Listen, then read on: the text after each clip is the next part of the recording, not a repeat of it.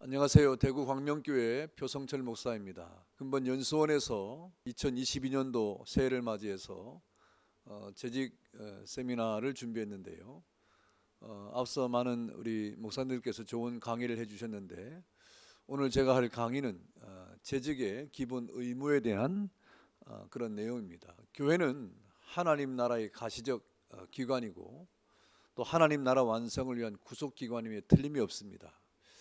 교회가 하나님의 나라라고 할 때 거기에는 분명히 다스림과 질서가 있어야 합니다. 하나님은 어지러움이 하나님이 아니라 이 질서의 하나님이시기 때문이죠.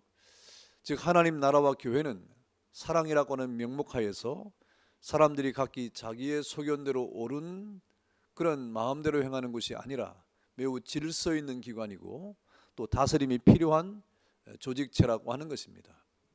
벨직 신앙 고백서에서도 참된 교회는 주님이 가르치신 영적 질서에 따라서 다스려져야 한다고 했습니다. 그렇다고 하면 영적 질서란 구체적으로 무엇이겠습니까? 거기에 웨스터민스터 신앙 고백서는 그리스도께서 이 보편적인 보이는 교회에 직분과 말씀과 또 하나님의 규례들을 주셔서 이 세상에서 세상 끝날까지 성도들을 모으시고 완전하게 하신다라고 말했습니다. 이 교회의 존재 목적이 이 세상 끝날까지 성도들을 모으고 완전하게 하는 것인데 그 방법으로 직분과 말씀과 규례들을 주었다 하는 그런 말이죠. 그러므로 교회는 하나님의 말씀과 규례가 교회의 직분자들을 통해서 구현되는 영적인 질서가 있는 것임이 틀림이 없습니다. 이를 통해서 성도를 온전하게 하고 그리스도의 몸을 세우는 그러한 일을 하는 것이 바로 교회인 것이죠. 그래서 이 재직은 하나님의 나라와 교회를 세우는 데 있어서 그 직분을 감당할 때 기본적인 의무를 다 잘 행해야 되고 또 모범을 보여야 하는 것입니다. 이 재직으로서의 기본 의무를 생각할 때 먼저 주일 성수입니다. 예배죠. 앞서 목사님들께서도 예배에 대한 교회의 의무에 대해서 설명을 잘 해주셨는데요. 특별히 우리 재직들은 주일 성수에 대한 개념이 분명해야 됩니다. 여러분, 교회에서 예배는 존재 목적이죠. 하나님은 당신을 향한 예배를 위해서 그 목적으로 사람을 지으셨고 이 세상을 창조하셨음이 분명합니다. 따라서 구원받은 사람이라고 하면 하나님을 예배하지 않을 수가 없고 온 마음과 뜻과 힘을 다하여 하나님을 경외하고 찬양해야만 하는 것이죠.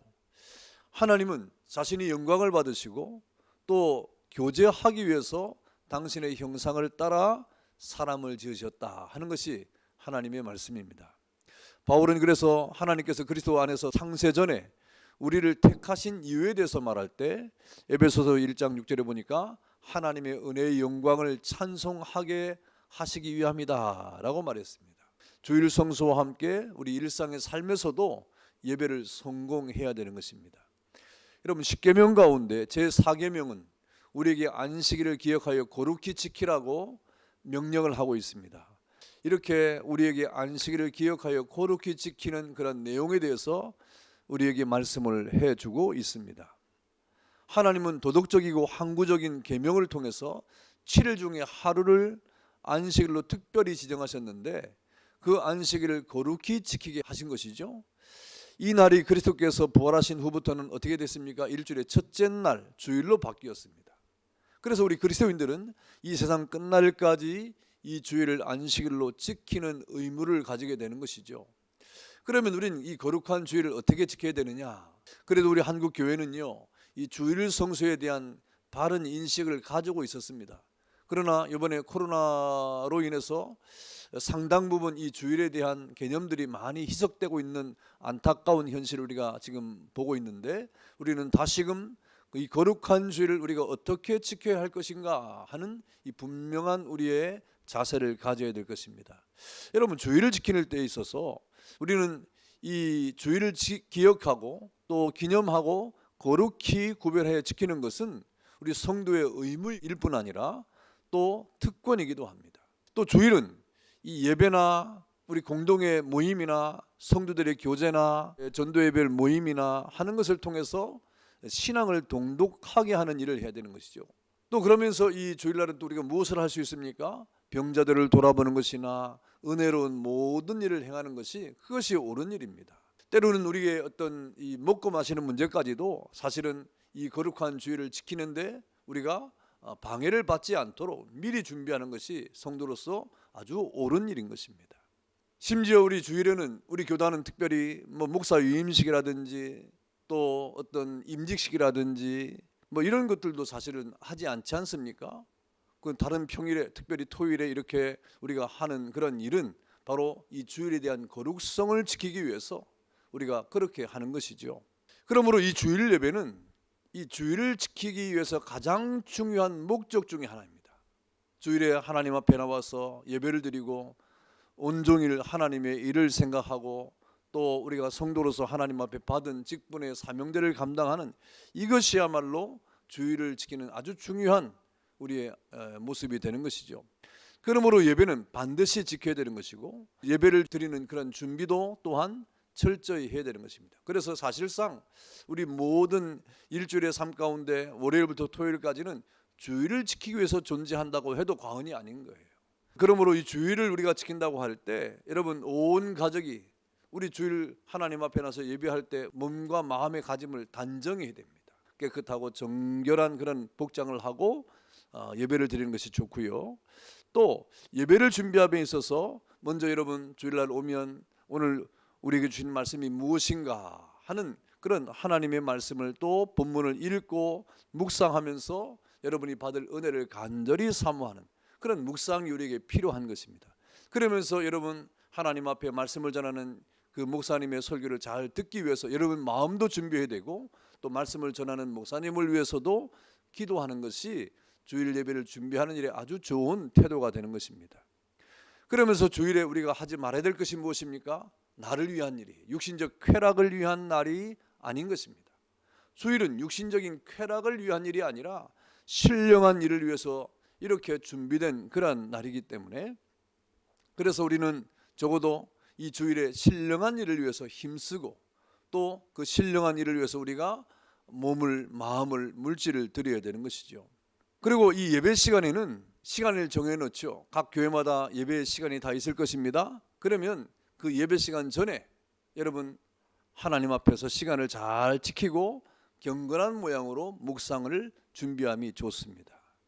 그러면서 여러분 하나님의 말씀을 묵상하는 가운데 하나님 앞에 받을 그런 은혜를 기다리고요.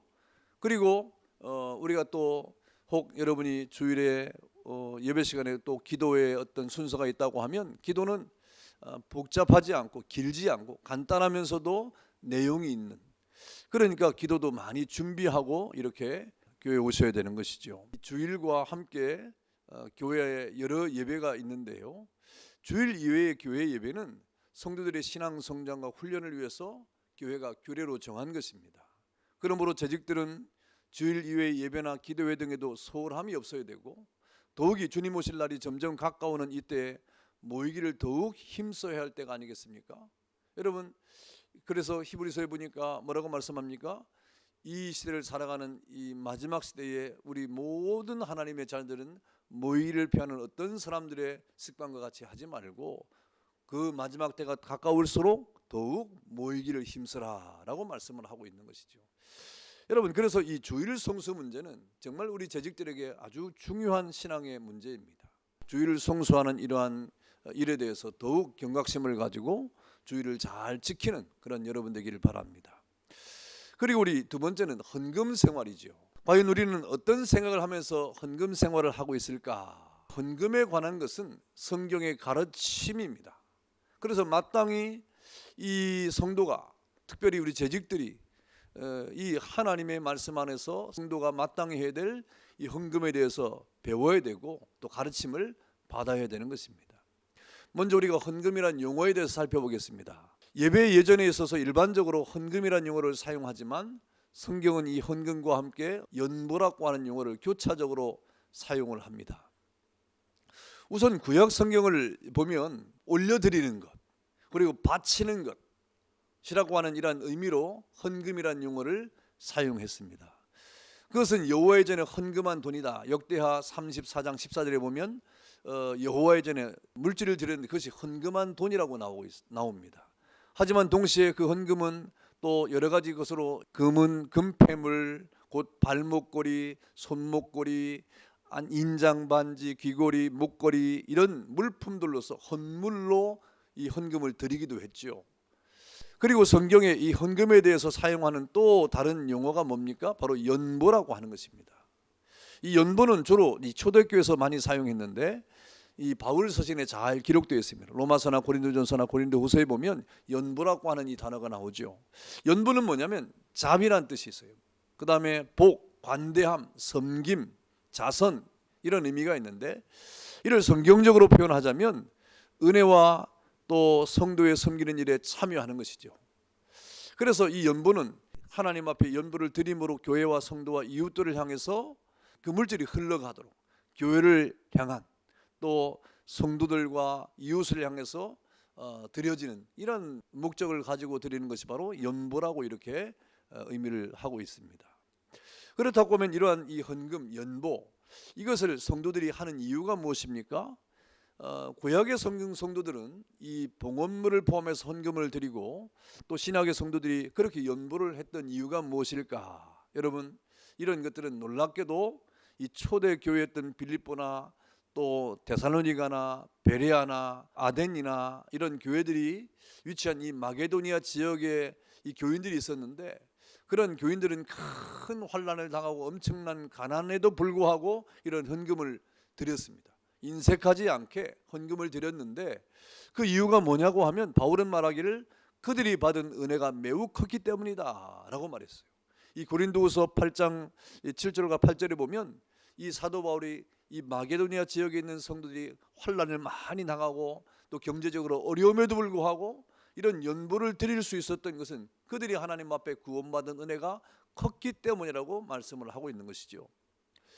그러니까 자신들은 경제적으로 상황이 풍성한 것도 아니고 여러 가지 환난 때문에 많은 어려움이 있음에도 불구하고 기꺼이 이렇게 연보에 동참하는 이유, 헌금한 이유가 뭐냐? 그것은 하나님께서 자기가 놀라운 은혜를 받았다는 거예요. 그리고 그 은혜에 감사하는 표식으로 이 하나님 앞에 연보를 드린 겁니다. 이렇게 어려운 중에도 자신을 죽게 드리는 헌금을 할 수 있었던 것은 바로 예수님께서 자신들을 위해서 피를 흘려주셨고, 그리고 우리의 죄를 용서해 주시고 구원해 주셨다는 놀라운 구원의 확신, 그리고 그 확신에 기초한 기쁨으로 충만하기 때문에 이렇게 드릴 수가 있었던 것이죠.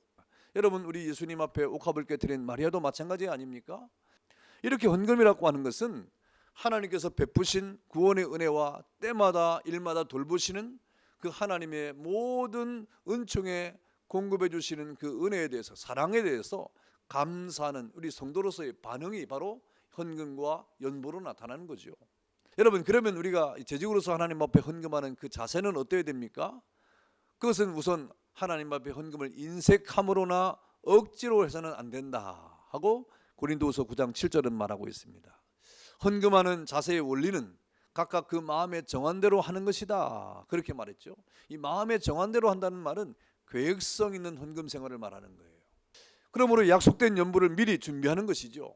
하나님 앞에 약속하고 또 교회 앞에 약속한 모든 것들을 미리 마음으로 준비하는 것, 이것이 정한 마음입니다. 마음에 정한 대로 하는 겁니다. 어떤 사람들은 이 마음에 정한 대로 약속된 연보의 가장 큰 신뢰가 무엇입니까? 그것이 바로 11조죠. 11조가 하나님 앞에 약속된 가장 큰 예 중에 하나가 11조입니다. 여러분, 11조라고 하는 것은 이 구약의 율법이나 신약 시대에 폐지되었고 또 따라서 할 필요가 없다고 주장하는 일부의 사람들이 있으나 그렇지 않습니다. 신약은 율법을 폐지하지 않고 완성하는 게 신약이에요. 그래서 주님께서도 이것도 하고 저것도 버리지 말아야 한다, 그렇게 말씀하신 것이죠. 그래서 11조를 언급하면서 예를 드는 가운데 당연히 해야 된다 하고 마태복음 23장 23절은 말하고 있어요. 그래서 중생받은 신자가 드리는 11조 헌금은 율법의 조항이기 때문이 아니라 구원받은 은혜와 주님이 베풀어 주시는 모든 것에 대한 감사의 표현이 바로 하나님 앞에 드리는 헌금이 되는 것입니다. 둘째, 우리 헌금을 드리는 자세는 어때야 되냐? 즐겨내야 됩니다. 하나님은 즐거운 마음으로 연보하는 자를 사랑하신다 하고 또 고린도서 9장 7절은 말씀하고 있습니다. 이 즐거운 마음이란 어떤 마음이에요? 이 즐거운 마음은 분리되거나 분열되지 않는 온전한 마음이죠. 그래서 기쁜 마음으로 즐겁게 지내지 않는다고 하면 그것은 온전한 우리 하나님 앞에 드리는 예물이 될 수 없다는 겁니다. 즐겁게 내지 않는 것은 하나님을 속이는 것이고 사람을 속이는 것인데, 그런 사람이 누가 있었습니까? 아나니아와 삽비라가 그랬죠. 그 아나니아와 삽비라도 하나님 앞에 헌금을 드렸습니다. 그러나 기쁨의 예물은 아니었어요. 하나님도 속이고 사람도 속이는 예물이었죠.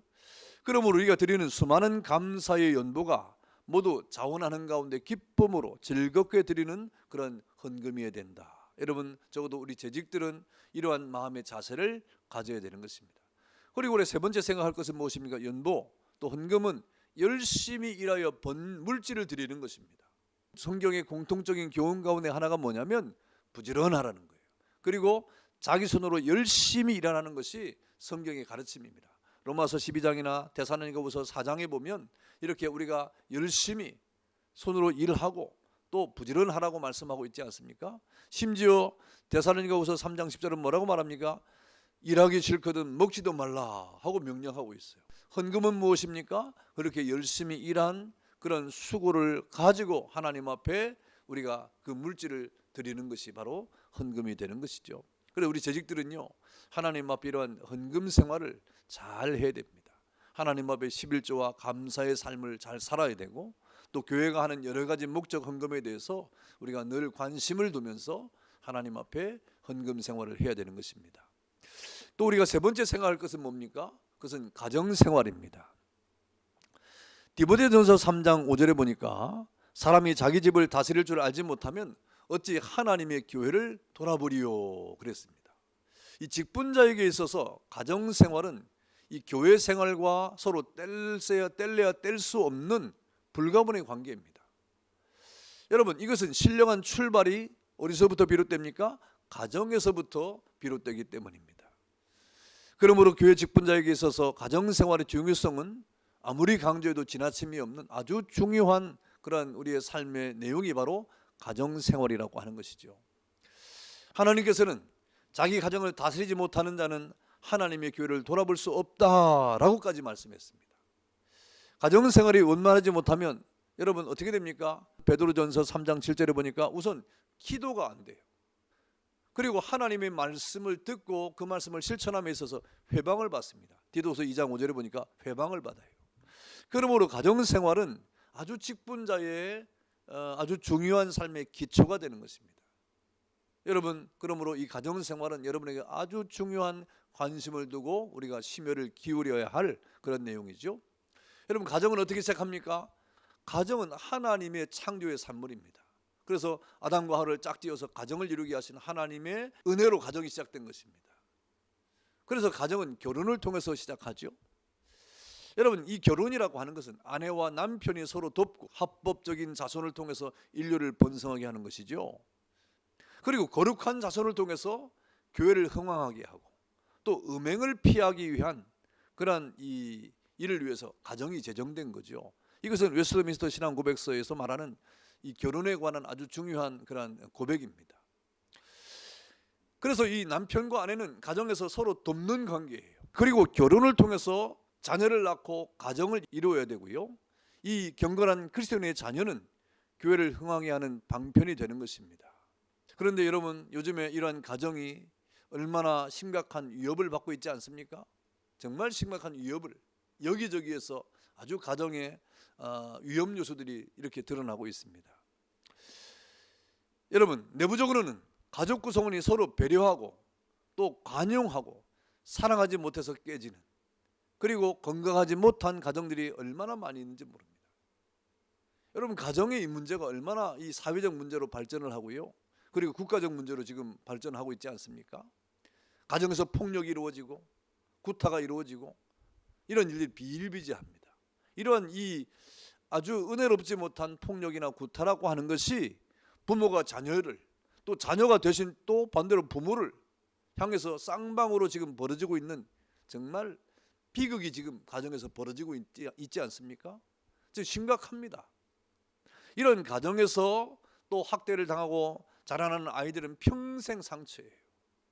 여러분, 오늘 가정이 왜 이렇게 되었을까요?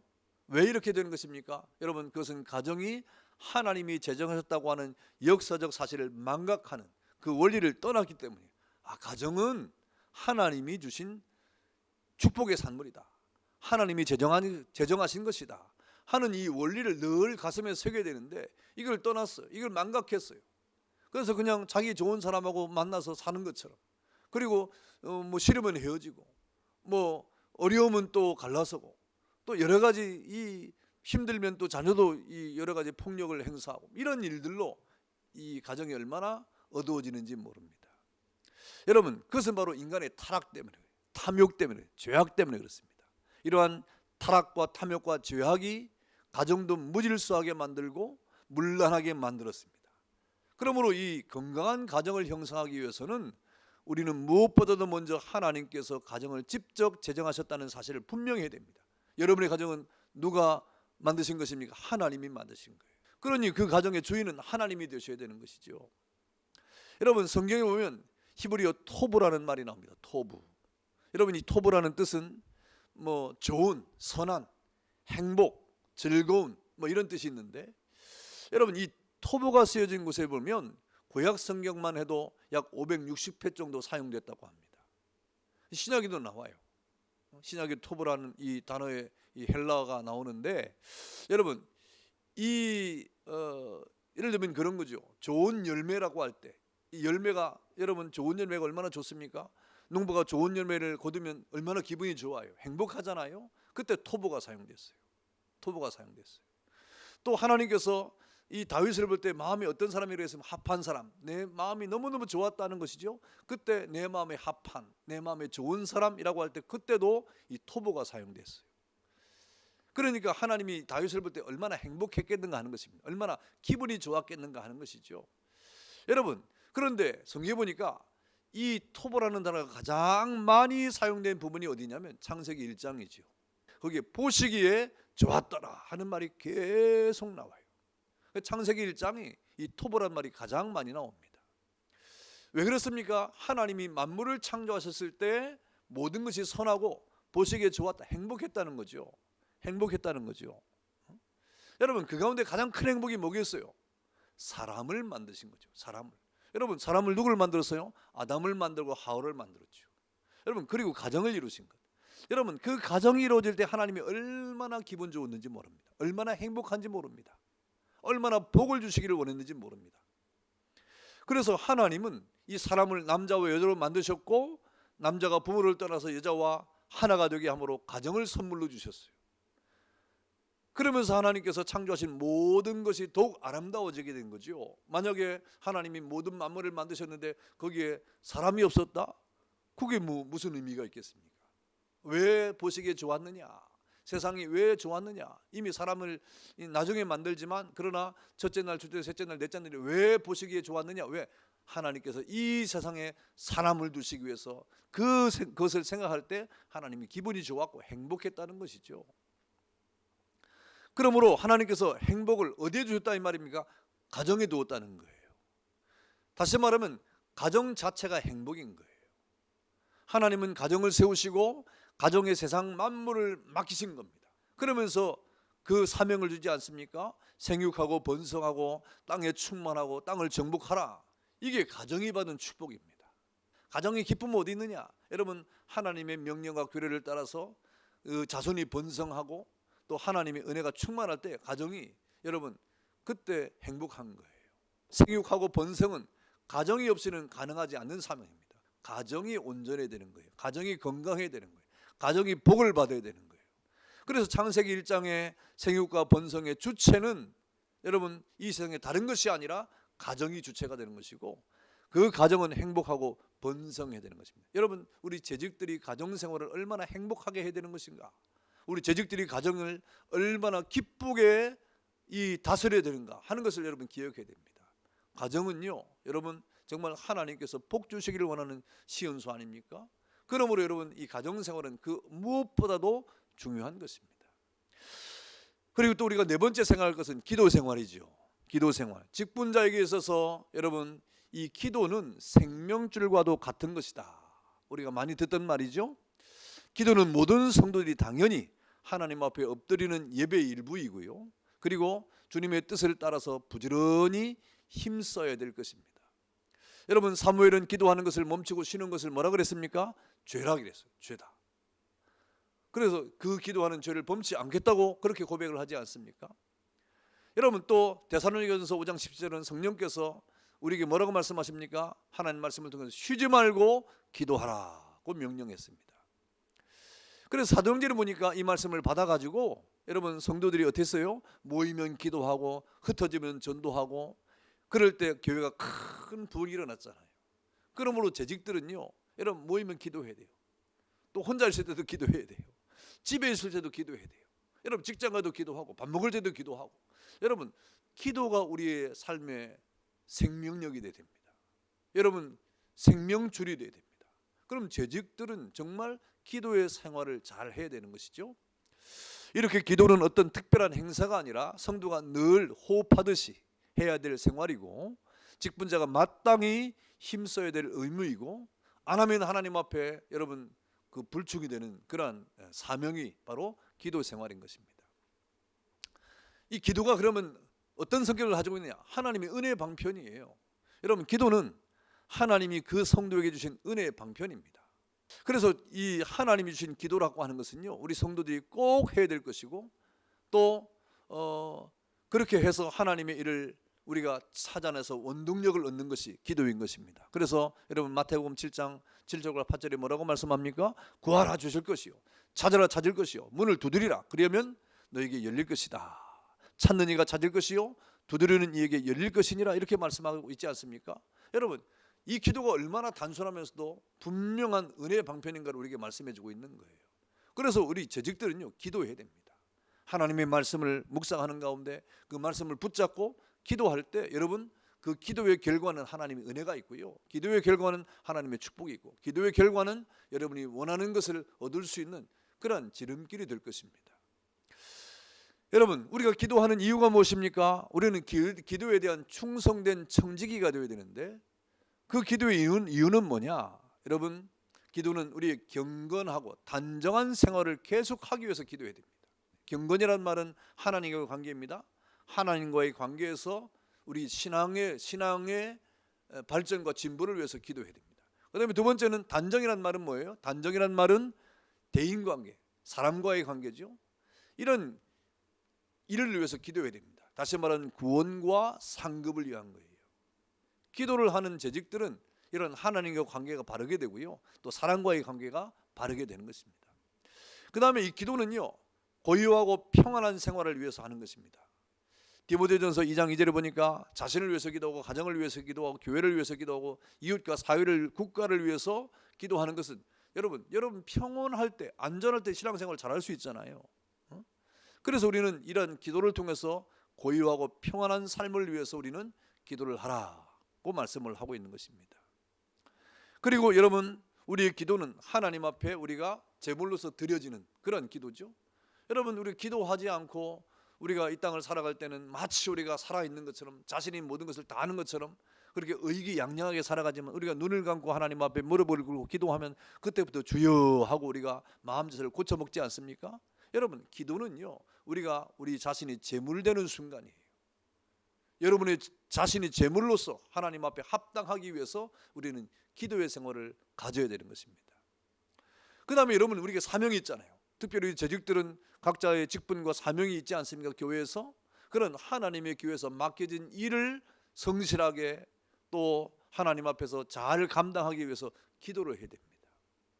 그리고 또 우리는 하나님의 교회를 위해서 기도해야 돼요. 그 나라와 그 의를 위해서, 교회 부흥을 위해서 기도해야 됩니다. 그래서 여러분 기도할 때 교회가 지금 무엇을 하고 있는지, 또 교회가 지금 추구하는 것이 무엇인지, 이번 계획이 무엇인지 알아야 기도할 것 아닙니까? 그럼 교회에 관심을 더 많이 가져야 돼요. 그래서 기도하는 사람은 교회에 관심을 가지게 돼 있어요. 기도하는 사람은 목사님에게 관심을 가질 수밖에 없어요. 기도하는 사람은 교회가 지금 어떤 목적을 가지고 있는 것을 기억할 수밖에 없어요. 그런 마음의 자세를 가지고 우리는 기도를 해야 됩니다. 그러면 우리 기도에 실제적으로 우리는 어떤 실제적 태도를 가지고 기도해야 되느냐? 여러분, 습관이 있어요. 기도의 습관화를 해야 됩니다. 다시 말하면 규칙적으로 정해놓고 기도하는 기도 정말 중요하죠. 여러분은 언제 규칙적으로 정해놓고 기도합니까? 여러분 교회가 규칙적으로 정해서 하는 기도를 안내하고 있잖아요. 그것이 뭡니까? 뭐 새벽 기도죠. 또 금요 기도회도 있고요. 수요 기도회도 있고 뭐 그렇지 않습니까? 그리고 여러분 개인이 어느 한 시간에 이렇게 규칙적으로 정해놓고 기도하는 건 정말 좋은 기도의 습관입니다. 또 그 다음에 그것만 있는 것이 불규칙적으로 기도하는 것, 무시의 기도라고 말하죠. 기도의 생활화. 길을 걸어갈 때도, 여러분이 어떤 일을 할 때도, 직장에서 어떤 일을 할 때도 하나님 오늘 이런 일이 있는데 하나님 도와주세요, 은혜를 주세요, 이렇게 기도한다든지, 이런 불규칙하지만 우리가 늘 일상에서 무시로 기도하는 이런 태도가 정말 중요한 기도의 자세가 되는 것입니다. 그리고 자신의 영혼을 위해서 기도해야 돼요. 여러분의 영혼의 성결을 위해서, 성화적 삶을 위해서. 여러분 우리가 자신 스스로 생각할 때 부족한 게 많잖아요.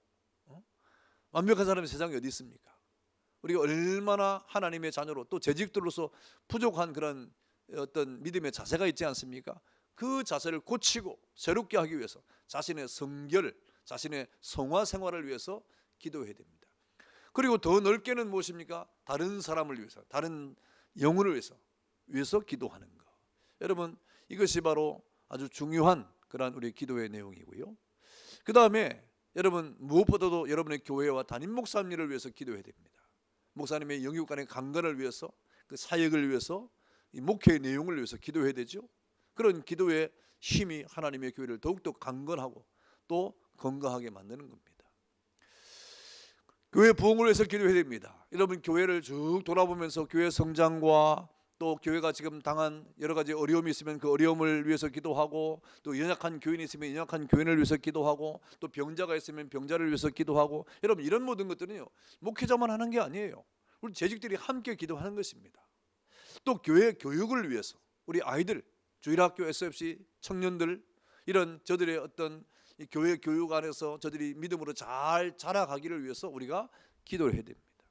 이런 모든 기도의 실제적 내용들을 가지고 우리 재직들이 기도의 생활을 해야 됩니다. 여러분 기도는 의무이고 당연한 것입니다.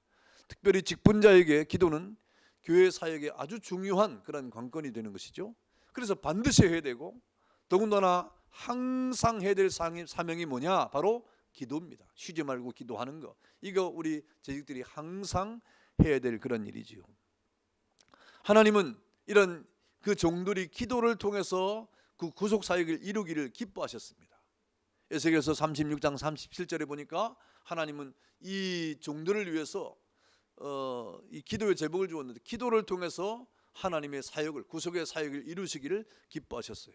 그런 하나님의 뜻 앞에 기도하는 자만이 그 뜻에 올바로 순종하고 충성된 그런 청직이고 직분자가 될 것입니다. 기도 생활에 너무너무 중대하죠. 그 다음에 다섯 번째는 경건 생활입니다. 이 재직으로서 마땅히 해야 될 그런 삶이죠. 예수님께서 명하신 땅끝까지의 복음 전파를 위해서도 이 재직들은 반드시 지켜야 될 것이 무엇이면 경건 생활입니다. 경건 생활을 잘 해야 됩니다. 여러분 이는 개인 생활이나 가정 생활, 그리고 이 사회 생활에서 나타나는 이 여러분의 삶의 내용인데요. 여러분 우리가 이 사회적 삶을 살아갈 때 세상 속에서 우리가 경건한 하나님의 자녀들이 되어야 되는 것이죠. 여러분 이 미신도 마찬가지입니다. 미신, 요즘에 뭐 과학적인 그런 방법을 동원한 이런 미신적 형태들이 얼마나 많은지 몰라요. 그리고 대학가에 보면 곳곳에 타로점을 본다든지 카드점을 본다든지, 현대 사회의 어떤 변형된 그런 모습으로 우리에게 나타나는 미신적 행위들이 얼마나 많은지 모릅니다. 그래서 문화적으로 우리가 가만히 들어와서 우리가 전혀 부담감이 없도록 받아들이는 이런 일들이 세상에 꽉 찼어요. 이 미신적인 행위들에서 벗어나야 됩니다. 음주를 하고 흡연을 하고 하는 이런 일들, 앞서서 우리 가정생활에서 말했던 구타를 하는 것, 폭력을 행사하는 것, 또 이 지금 사회적 이슈가 되고 있는 도박 문제, 이런 모든 문제가 정말 우리 재직들로서는 하나님 앞에 경건 생활을 함에 있어서 우리가 반드시 우리가 끊어내고 그것을 다 이렇게 우리가 철폐해야 될 그런 문제들인 것이죠. 여러분 이런 모든 것들, 미신이나 음주나 흡연이나 구타나 도박이나 이런 것들은요 지금 사회적 문제가 되고 있지 않습니까? 그리고 이 모든 문제가 심각하게 가정 파괴의 주범이기도 하는 겁니다. 여러분 하나님께서 이스라엘 백성과 언약을 맺을 때 가장 중요하게 하신 말씀이 무엇입니까? 경건한 백성으로서 삶이에요. 그래서 하나님께서 이스라엘 백성 언약을 체결하실 때 나는 너희 하나님이 될 테니까 너는 내 백성이 되라고 말씀하시면서 이스라엘 백성이 하나님의 자녀들로서 생활을 할 때 거룩함을 요구했어요. 그래서 하나님은 여러분 이 경건을 요구하면서 뭐라고 말씀하셨습니까? 내가 거룩하니 너희도 거룩해라. 여러분 거룩은 하나님의 속성 아닙니까? 하나님을 닮아가는 생활을 해라. 우리 재직들은요 하나님을 닮아가야 돼요. 예수님을 닮아가야 돼요. 그러므로 재직은 마땅히 경건 생활을 해야 되죠. 성경 디모데전서 4장 7절에 보니까 망령되고 허탄한 신화를 버리고 경건에 이르도록 내 자신을 연단하라고 말씀했습니다. 이 세상에 있는 미신이나 잘못된 신화에서 과감하게 떠나라는 것입니다. 여러분 또 디모데전서 3장 8절에 보니까 이와 같이 집사들도 정중하고 일구연을 하지 아니하고 술에 임박이지 아니하고 더러운 일을 탐하지 아니하고 라고 했죠. 여러분 이런 자세가 깨끗한 양심과 믿음 있는 자라고 하는 겁니다. 이렇게 재직의 경건 생활은 아무리 강조해도 지나치지 않는 하나님의 거룩함을 닮아가는 그런 자세를 가져야 된다라고 성경이 말씀을 하고 있는 것이죠. 그리고 마지막으로는 사회생활입니다. 여러분 사회생활은 대인관계 아닙니까? 대인관계에 해당하는 거예요. 대인관계이지만 사실은 우리가 하나님의 자녀로서의 세상과 빛과 소금의 사명을 감당하는 것이죠. 그래서 이 세상이라고 하는 것은 바로 하나님께서 성도들에게 맡긴 삶의 터전이에요. 우리가 세상을 떠나서는 살 수 없지 않습니까? 우리가 세상을 떠나서 우리끼리 모여가지고 뭐 이렇게 집단 생활하고 그럴 수는 없어요. 그러면 안 됩니다. 그런 생활을 하는 사람이 언제든지 문제가 발생하지 않습니까? 다시 말하면 이 세상은 어디냐? 여러분 우리가 세상 속에 살아가는데 바로 세상은 선교의 무대지요. 그래서 예수님께서는 그 제자들에게 세상의 빛과 소금이라고 말씀을 하신 것입니다. 그리고 그 착한 행실을 통해서 너희들의 그 착한 행실을 통해서 이 빛과 소금의 기능을 하라 이 말입니다. 그 빛과 소금의 기능은 뭐냐? 여러분의 우리의 착한 행실이다. 재직들의 착한 행실, 사회생활입니다. 사회에서 여러분 이 믿지 않는 사람의 악함을 똑같이 한다든지 믿지 않는 사람의 그 거짓을 똑같이 따라간다든지 믿지 않는 사람의 그 속임을 따라간다든지 그러면 안 되고 우리는 적어도 이 세상에 빛과 소금의 사명을 감당하는데 그 어떤 기능을 통해서 하는 것입니까? 착한 행실을 통해서 그 기능을 발휘하는 거예요. 이것은 직분자에게 주어지는 사명의 메시지 아닙니까?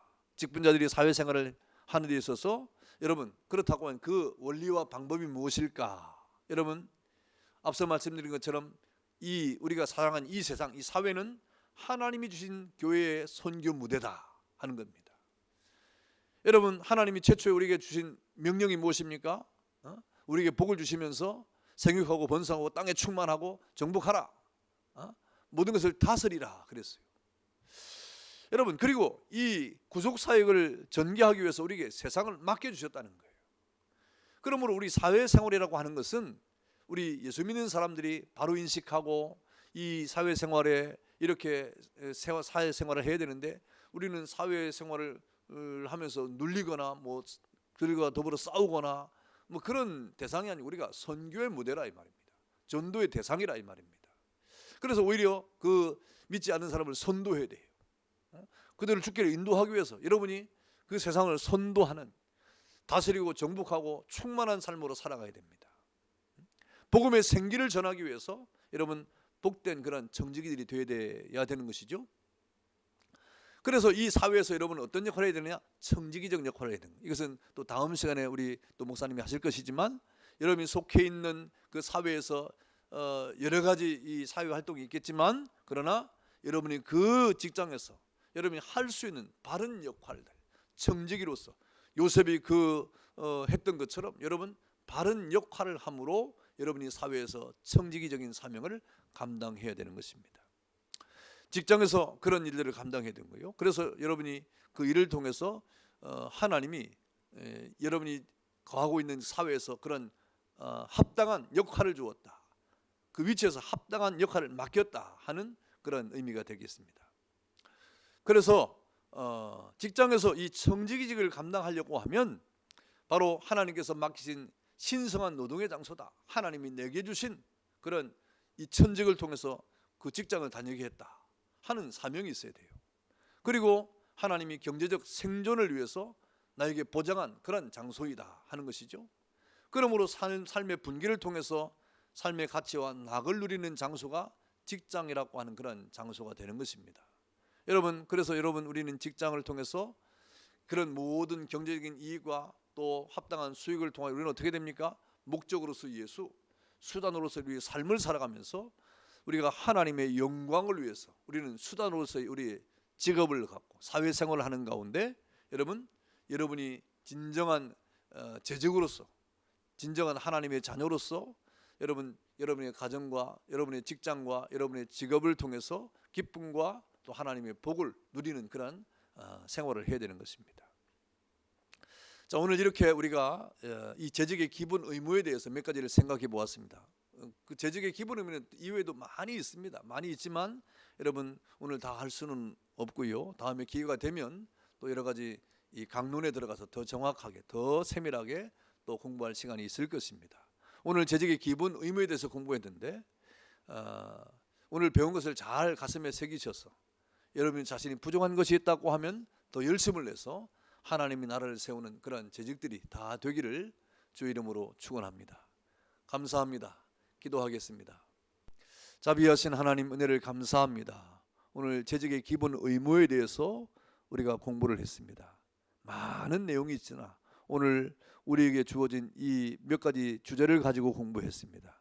우리가 이러한 강의를 들으면서 우리의 부족을 느끼고 또 우리가 정말 미처 깨닫지 못했고 놓쳐버린 그런 일들도 있을 것입니다. 자비하신 아버지 하나님, 우리 모든 재직들이 하나님의 교회를 건강하게 더 든든히 세워가는 그런 일들을 위해서 귀하게 쓰임받도록 은혜를 베푸시고 하나님께서 우리 각각의 모든 교회 재직들을 통해서 하나님의 교회를 더욱더 충성스럽게 헌신하고 봉사하여서 주님의 교회를 더욱더 하나님의 은혜 가운데 주님의 성령의 충만함으로 세워가도록 주님께서 복을 더하여 주옵소서. 예수님의 이름으로 기도하옵나이다. 아멘.